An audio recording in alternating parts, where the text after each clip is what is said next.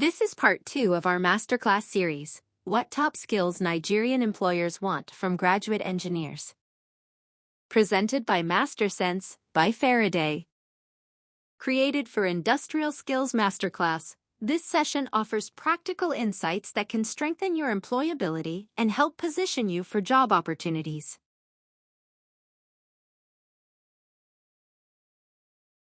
You know the drill. You spend 5, maybe 6 grueling years mastering complex mathematics, fluid dynamics, and structural integrity.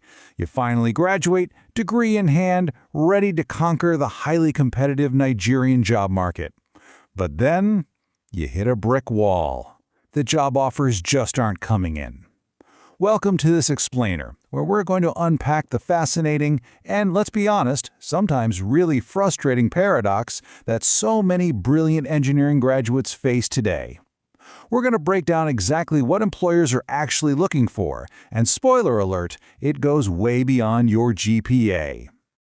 Okay, let's dive right into this. There's this huge myth out there for modern engineering students, which is the belief that technical brilliance alone is your golden ticket to employment. And listen, you might literally be a thermodynamics genius. You might be able to calculate complex load distributions in your sleep, but the reality is quite different. In today's landscape, if you lack non-technical skills, you might find yourself entirely unemployable. Modern engineering just isn't a solo sport anymore. It's a really complex web of multidisciplinary collaboration and communication. So here is our roadmap for today. First, we'll look at the engineering employability gap. Number 2, digital literacy and software. 3, the communication factor. 4, teamwork and collaboration. And finally, we'll talk about actually closing that gap. Let's get started. Part 1, the engineering employability gap beyond the calculations. Here is the hard truth for anyone stepping into the workforce right now. You might be technically brilliant, but the rules of the game have fundamentally changed. Basic digital competence is no longer just some shiny bonus on your resume, it is a baseline survival skill. Employers fully expect that you can pop open Microsoft Excel and run basic data analysis. They expect you to prepare technical reports in Word and seamlessly jump into Microsoft Teams to collaborate. I mean, data is literally the beating heart of planning, operations, budgeting, and reporting across every single sector today. If you lack these basic capabilities, you are immediately at a huge disadvantage compared to a candidate who can just naturally navigate these everyday productivity tools. Moving on to Part 2, digital literacy and software, the new baseline. So, let's look at the specific, discipline-related tech tools Nigerian employers are actively scanning resumes for right now. And keep in mind, this isn't just a random grocery list of software. This is the language of modern engineering. Depending on your specific field, employers are looking for introductory knowledge in tools like AutoCAD, MATLAB, SolidWorks, ETAP, Revit, HYSYS, Aspen+, SCADA systems, GIS tools, or even just basic programming. And if you're aiming for the manufacturing and energy sectors, wow, graduates with exposure to automation, instrumentation, and data dashboards are incredibly attractive right now. Digital monitoring systems are the present, and they are definitely the future. Now, if that massive list of software just made your heart rate spike, take a deep breath. Employers are absolutely not expecting day one mastery from a fresh graduate. I mean, they know you're just starting out. So the crucial point is what they do require, which is digital confidence, a really high willingness to learn, and the adaptability to thrive in a tech-driven environment. Don't let the software intimidate you. Let it be a tool you're eager to figure out. Part 3, the communication factor, which is about so much more than just words. This right here is where so many graduates fatally underestimate what it takes to succeed. They just assume their technical skills will do all the talking. But in a rich, multilingual, and highly diverse environment like Nigeria, communication is paramount. It's not just about talking, it's about translating. Like, can you write a concise professional email? Can you prepare a logical technical report and confidently stand up and present your findings? And maybe most importantly, can you listen actively to instructions and stakeholder concerns? As an engineer, you have to interpret incredibly complex technical data clearly and respectfully to non-engineers, people like managers, external contractors, and regulators. Honestly, if you can't communicate persuasively, employers are going to hesitate to give you greater responsibility. And this brilliantly illustrates exactly why employers are so obsessed with communication. It's not about perfect grammar, it's about the physical and financial stakes. Just look at this chain reaction. A simple misunderstanding, maybe because of a poorly written email, leads to rework on the site. That rework immediately causes cost escalation and project delays. And worst of all, miscommunication in engineering directly leads to safety incidents. Bad communication literally puts lives and millions of naira at risk. That is exactly why it's consistently ranked among the top skills desired by employers. Part 4. Teamwork and Collaboration, the Multidisciplinary Ecosystem.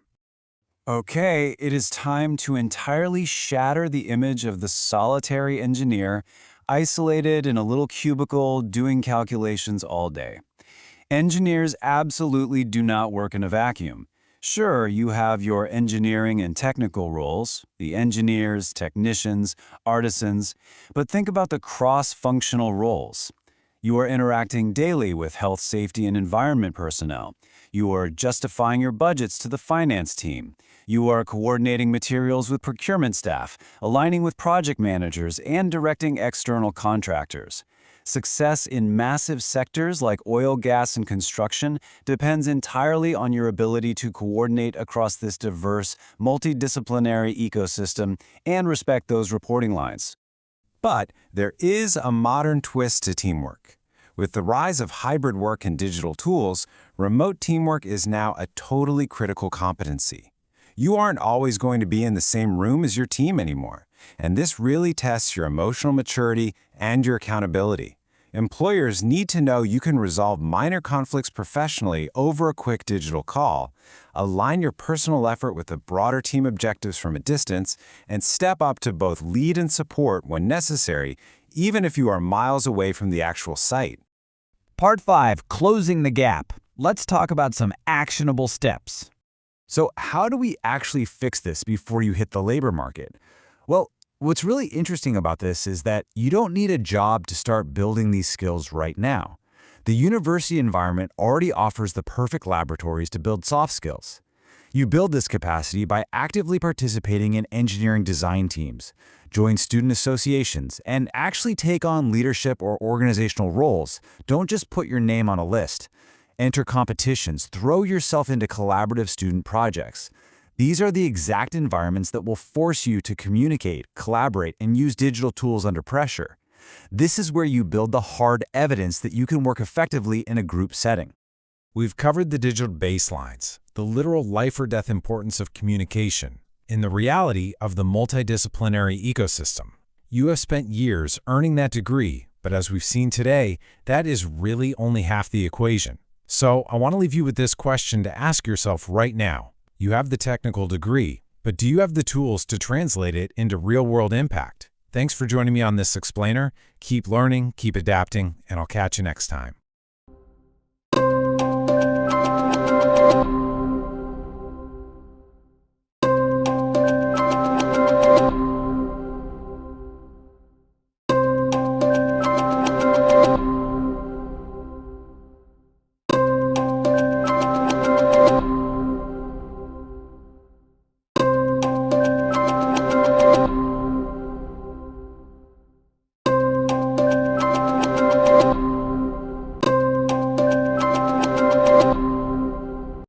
Please like, share, and subscribe to Master Sense by Faraday, and turn on notifications so you don't miss new and upcoming videos. Drop a comment below and tell us what you'd like to see next. So, have you ever wondered why some of the absolute brightest engineering students out there, the ones who can basically solve complex calculus in their sleep, ace every single exam, and design these flawless structures on paper, why they sometimes fail to actually get hired? Or why, after all those late nights grinding, they struggle to keep a job once they finally land one? It's kind of crazy, right? Well, welcome to this explainer. Today, we're diving into the essential competencies for the modern Nigerian engineer. We're pulling directly from industry insights to give you a real-world roadmap. This isn't just dry academic theory. This is literally what leading firms across the country are demanding right now. We're going to decode exactly what employers want, and spoiler alert, it is about way more than just your GPA. Okay, let's dive right into this. We're looking at 5 critical pillars that build the ultimate Nigerian engineer. Number 1, beyond technical engineering skills. 2, adaptability in a changing world. 3, professionalism and unyielding integrity. 4, the safety and quality shield. And finally, number 5, becoming the complete engineer.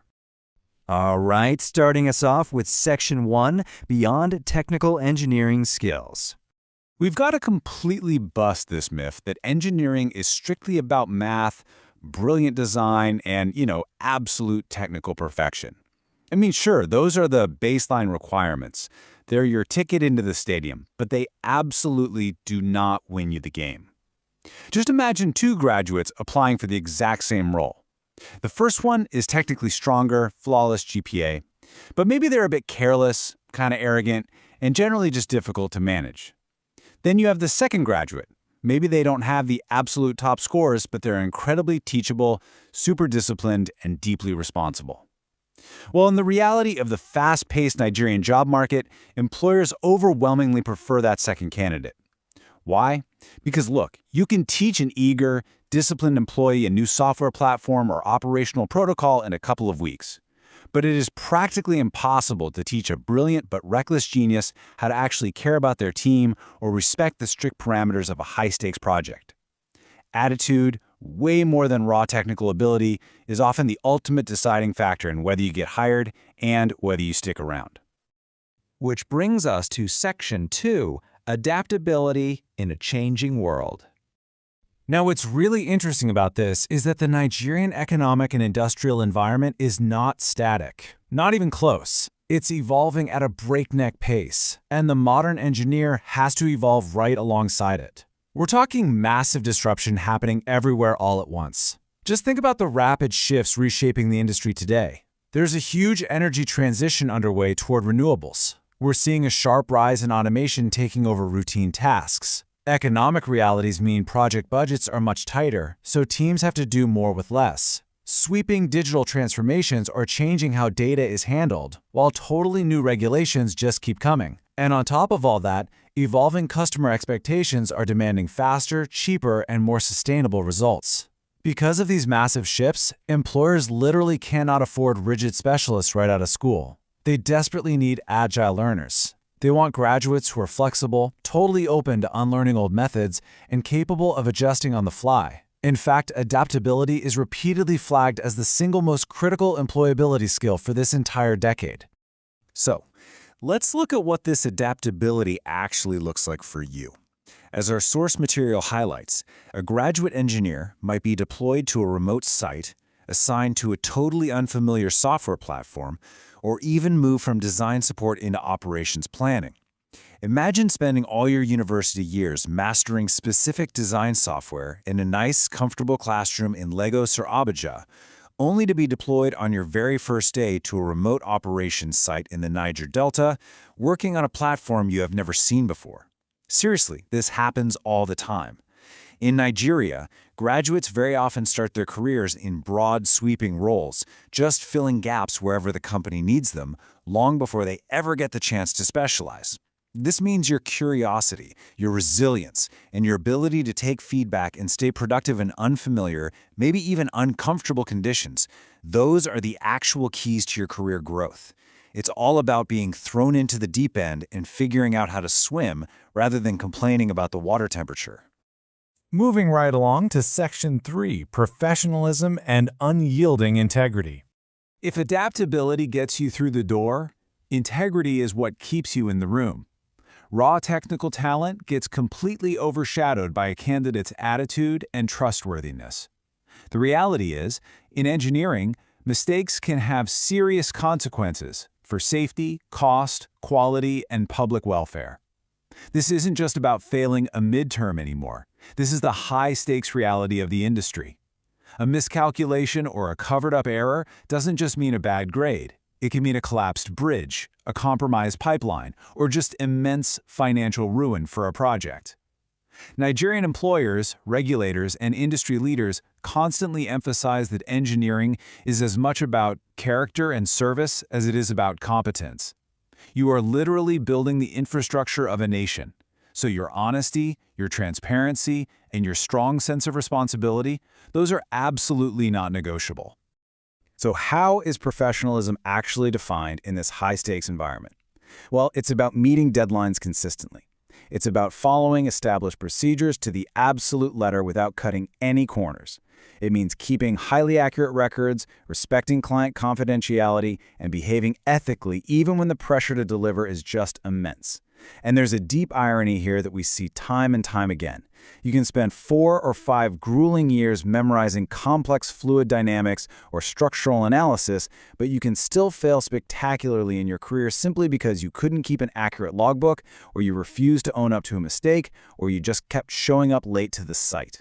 In the Nigerian context, where projects often deal with crazy logistical challenges, dependability, clear communication, and an obsessive attention to detail are really what separate an amateur from a true professional.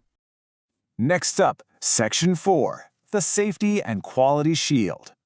If you're entering sectors in Nigeria like oil and gas, energy, heavy construction, or transport, health and safety aren't just corporate HR buzzwords. They are absolute life or death priorities. And here's a crucial, maybe even surprising takeaway from our sources. Engineering failures often result from poor compliance, weak supervision, and the neglect of standards, not an absence of technical knowledge. Really think about that for a second.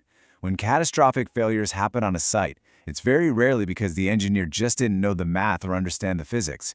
It is almost always a compliance issue. It's skipping a critical step to save time. It's ignoring a safety protocol because it felt inconvenient. This undeniable fact proves that technical brilliance can never, ever replace a safety-first mindset. You could be the smartest person in the room, but if you compromise on quality or safety standards, you instantly become a liability. And this brilliantly illustrates how to put that safety-first mindset into practice. It requires being familiar with several actionable steps. Even at the graduate level, employers love it when you already know how to conduct toolbox talks. You know, those short, crucial safety briefings right before a shift starts. They want to see that you can perform a job hazard analysis, systematically breaking down a task to find risks before the work even begins. You need to ensure strict PPE compliance. You must deeply understand incident reporting, knowing exactly what to do when something goes wrong. And finally, rigorously following standard operating procedures. If you walk into an interview or onto a job site and you actively demonstrate an understanding of basic hazard identification and risk awareness, you instantly elevate yourself. You don't look like a student fresh out of exams anymore. You look highly mature. You look operationally ready. You prove that you are a safe pair of hands. Bringing it all together now in Section 5, Becoming the Complete Engineer. When we synthesize everything we've talked about today, we really start to see how these elements combine to build the ultimate profile of a successful modern engineer. Think of your technical training as just the base requirement. That's what gets you the interview. But the crucial pillar resting right on top of that base is adaptability, which signals your willingness to continuously learn and grow in a volatile market. Your core engineering knowledge is your foundation, but the pillar of integrity elevates it, proving you're disciplined and trustworthy. And your sector understanding, that's made invaluable by the pillar of safety awareness, showing you're mature and operationally ready from day one. And if you really want to make this profile bulletproof and stand out in the applicant pool, our source material notes that adding a certification in health, safety, environment, or quality management acts as the perfect final layer. It proves to a hiring manager that you don't just know the academic theory, you fundamentally understand how to protect the people, the budget, and the project. Which leaves us with a final vital thought. Your technical skills, all those late nights studying, the rigorous exams, they successfully got you the degree. You've absolutely proven you have the intellect. But looking at everything employers in the real world actually demand right now, the relentless adaptability to a changing economy, the unyielding professional integrity under pressure, and the uncompromising commitment to safety, does your character have what it takes to build the future of Nigeria? Thank you so much for joining me for this explainer. Keep learning, stay adaptable, and I'll catch you next time.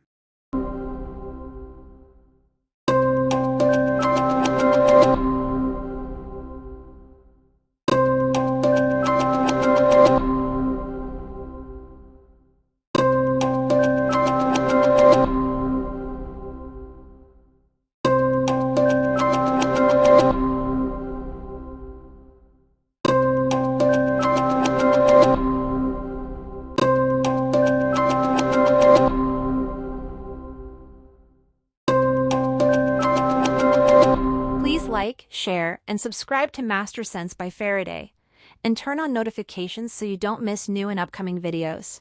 Drop a comment below and tell us what you'd like to see next. Welcome to the Explainer. You know, every single year, thousands of absolutely brilliant engineering students graduate right here in Nigeria, yet so many of them struggle to land that crucial first role. So today, we're tackling a seriously high-stakes question, one that every early career engineer, educator, and hiring manager really needs to understand. What do top Nigerian employers actually want?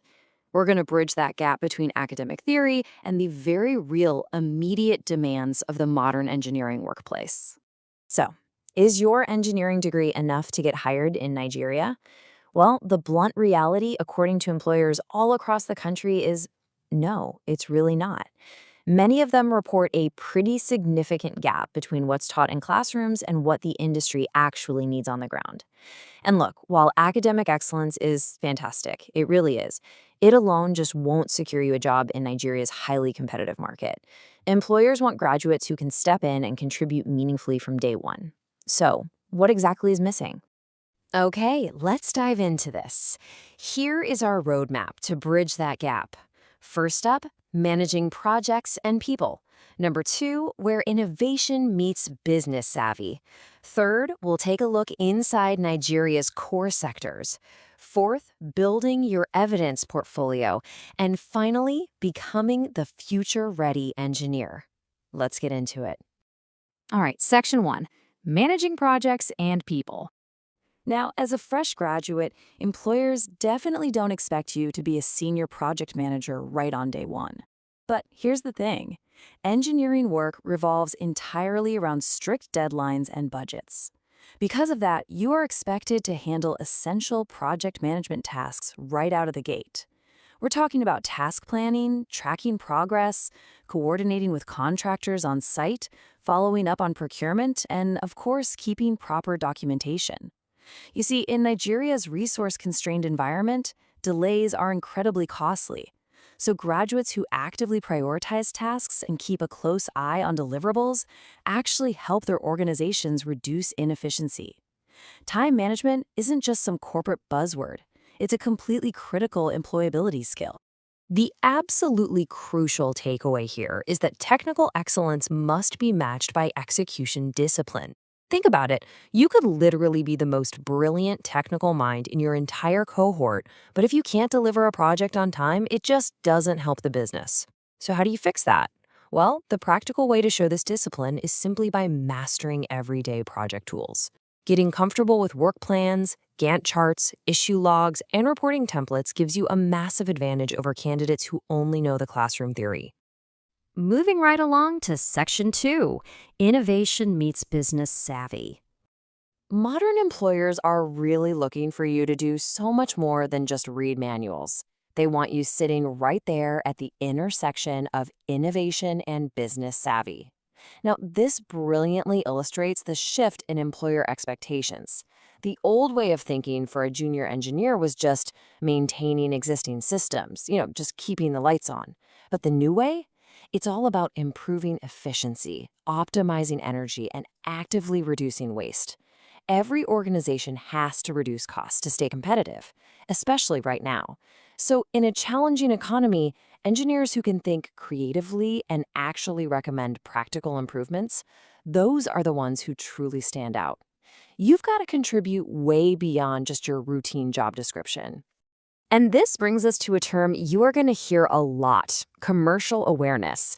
Basically, it's understanding how your technical engineering decisions directly affect things like project costs, timelines, customer satisfaction, compliance, and overall business performance.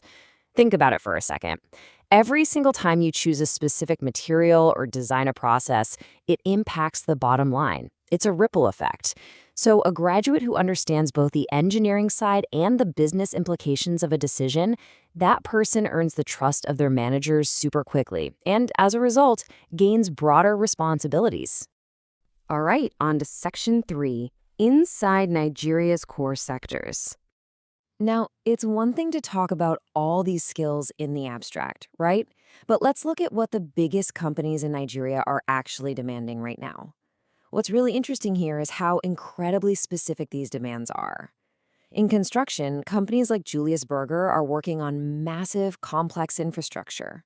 That means graduates absolutely have to understand site coordination, quality control, and strict HSE, or health, safety, and environment discipline. Over in telecommunications, giants like MTN and Airtel need grads ready for fiber rollout, route surveys, and digital monitoring. And finally, in the power sector, the whole grid is modernizing. Companies like the Transmission Company of Nigeria and Eco Electricity highly value SCADA awareness, that's supervisory control and data acquisition, along with a really strong fault response discipline. Across the board, they want practical, boots on the ground, field execution from day one. That brings us to Section 4, building your evidence portfolio. Okay, so having seen those honestly somewhat intimidating industry demands, how do you actually prove to them that you have what it takes? Well, here is your sequence for success. Step 1, maximize your SIWE, the Students' Industrial Work Experience Scheme, and your internships. Be super active, not passive. Step 2, get out there and learn the digital and engineering software tools that are actually relevant to your sector. Step 3, build a tangible portfolio of evidence. And Step 4, polish up your professional presentation, meaning get your CV and your LinkedIn profile looking sharp. Deliberate, continuous learning is literally the only way to remain attractive to these employers. Let's zoom in on Step 3 for just a second. What actually goes into a portfolio of evidence? Well, you could include a comprehensive design project you worked on, or maybe a detailed maintenance log from your internship. How about a data analysis workbook, a safety case study, or even a really thorough team project report? You see, employers are just so much more impressed by candidates who can actually show what they've done, rather than those who just list a bunch of claimed skills on a piece of paper. Bring this stuff to your interviews. It's the absolute best way to definitively prove your competence. And finally, Section 5, the future-ready engineer. So, bringing this all together, summarizing that huge journey from academic theory to becoming a truly job-ready professional. Remember this: the future belongs to engineers who are not only qualified on paper, but also capable, ethical, flexible, and ready to solve real problems. Honestly, that just perfectly encapsulates everything we've talked about today. By blending your technical foundations with digital literacy, teamwork, and solid organizational ability, you gain a massive, massive advantage in Nigeria's evolving economy. You literally become the exact type of candidate these companies are absolutely desperate to hire. I'm going to leave you with this one direct question. What step will you take today to build your evidence portfolio? Seriously, think about it. Are you going to sign up for that software course? Will you finally document that cool design project you did last semester? Please don't wait for the perfect job opening to pop up before you start preparing. Start building those skills right now, today, and take control of your engineering career. Thank you so much for joining me for this explainer, and I really look forward to seeing the incredible things you're going to build.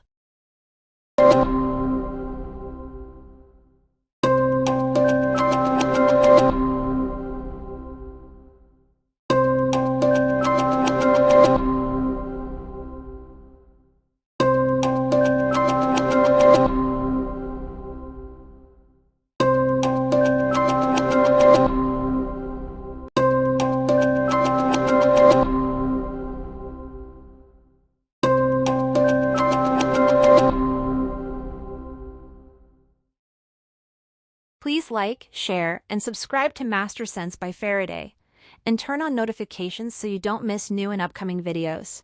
Drop a comment below and tell us what you'd like to see next.